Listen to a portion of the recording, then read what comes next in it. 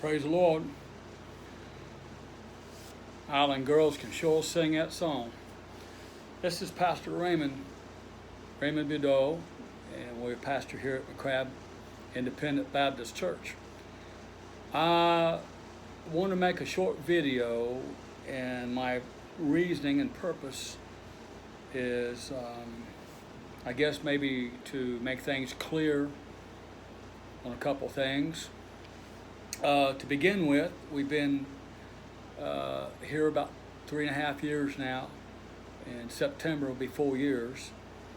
And previous to that, we have pastored in America before, years gone by, but for the most part, most of our adult life has been in foreign missionary work.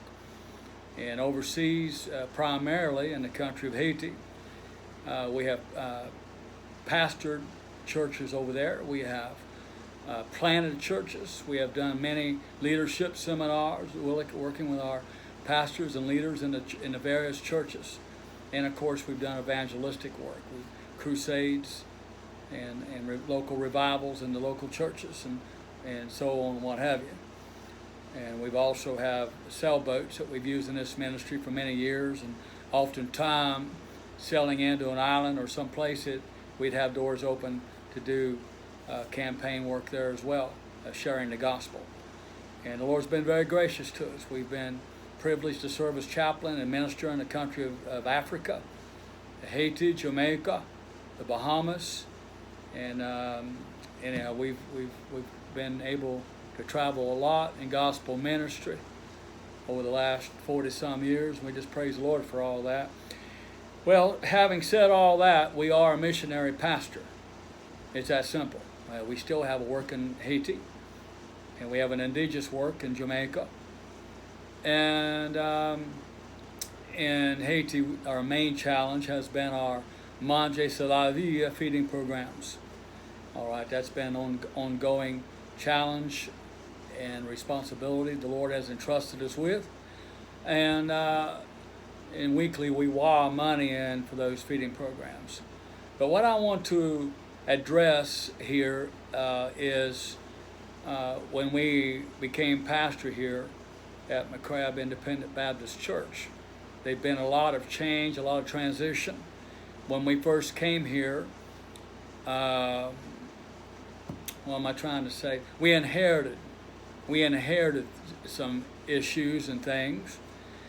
And having said that, I'm not sure exactly how long ago it's been now, but we were confronted with a situation in regards to the cemeteries. The cemeteries behind the church here. There's 2 cemeteries this church is responsible for.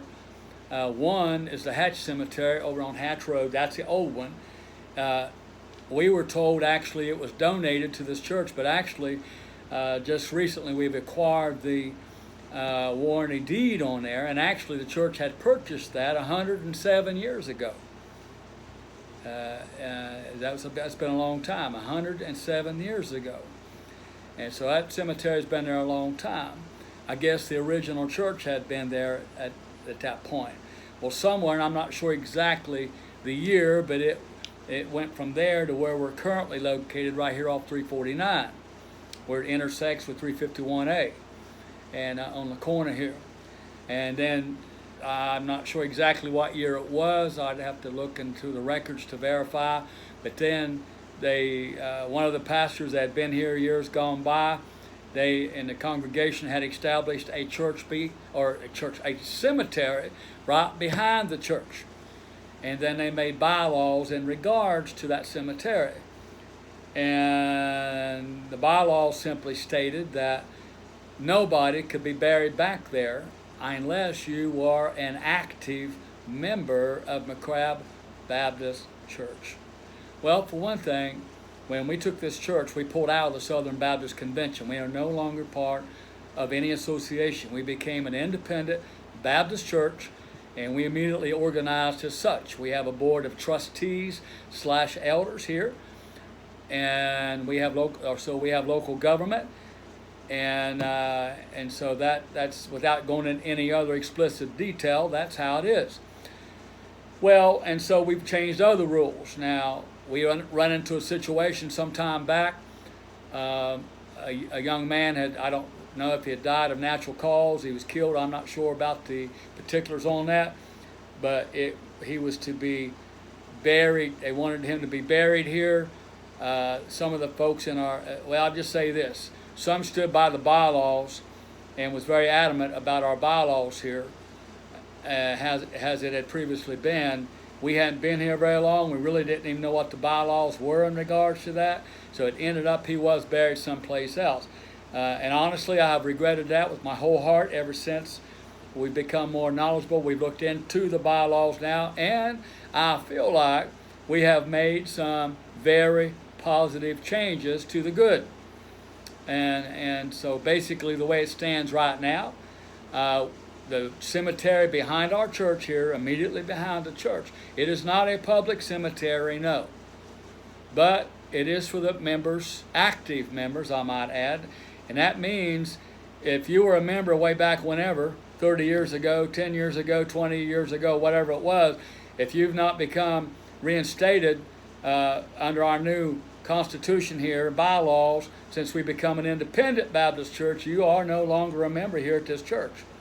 And okay, so I'll leave it at that. But, so that's one point. Point number two is we have made an amendment in those bylaws that our board of trustees / elders of McCrabb Independent Baptist Church, it would be up to their discretion on anybody being buried back here that is not an active member. And so that's the way it should be, and that's the way it should have always been. And it is that way from henceforth. Now, as a pastor and as a Christian, more so, I feel really bad about some bad decisions that have transpired in time past. And that's not throwing stones at anybody. I've talked to one of the former pastors, and during his time here, they never had any issues whatsoever, and they wasn't affronted with any of these situations. But unfortunately, since we've been here, we have been. And so that's why that we've had to look into it. And our folks here have really diligently made inquiry and research and looked into it. And another problem we've had people in time past that have served in leadership capacities here at this church, and they've been dead and gone for a long time. And the problem is, because of that, somehow the records have disappeared. So we really have had nothing to go by. And so we've had to almost start all over again. And now we finally we have acquired the warranty deed from way back. That's how come we know we know more than we did. Let's put it that way.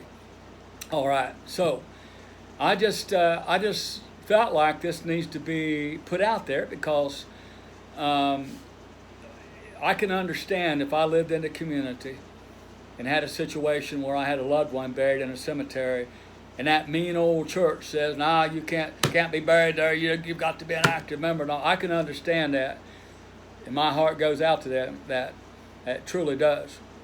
And so I apologize as pastor here, but again, we inherited all that. We're not a mean church, and we're not unchristian or uncharitable by any means. Matter of fact, we're a very loving and a family church. We are a family church here, and for us, as a missionary pastor, to us, this is just another missionary endeavor. You know, it was said years ago, while we were serving overseas, preaching in French Creole and working in the islands, it was always said there may come a day when we're going to need missionaries right here in America. I thought that's ridiculous. No country's ever sent out missionaries like America has sent missionaries out into the world. Well, friend, we got churches on every corner, but unfortunately every church is not preaching Bible, truth, and Bible. Apostle Paul, before he went to his execution block, he said, "I have not failed to proclaim the whole counsel of God." I don't believe that great apostle left anything out. I believe he preached truth. I mean, we've been accused of being legalistic. We've been accused of being too hellfire, and I don't know what all. But listen, hey, God knows our heart here, Real love is preaching truth. That's love. That's Bible love. I'm reminded of what God told the prophet Ezekiel. He said, if you fail to warn them, their blood will I require at thine hands. At thine hands. Very much reminded of that. And so, if you're looking for a church, I'll make no qualm about it. We are a King James Bible church. We believe that's the best translation in the English language. And without going into detail on that, and we're a King James Bible church. We're a Bible teaching, preaching church. And we're just a country church. We have a lot of string music. We're not opposed to other types of music, but that's just how we were reared up on string music. And until we get somebody else in here who can play something other than string music, and certainly if it's good Christian music, it don't have to be mandolins and guitars and banjos and such as that, or piano. We invite that good Christian music, and so we'll leave it at that. But the way it stands right now, we have mainly string music, and of course we have a wonderful piano player and all that, so we all good. But we would invite you to come.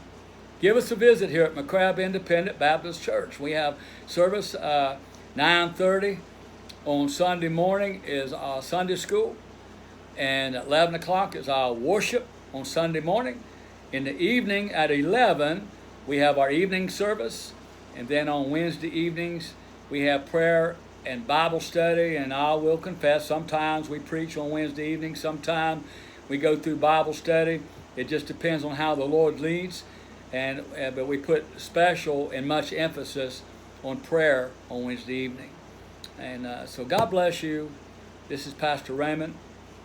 And God bless you. And as I said already, if you're looking for a home church, please come by and give us a visit.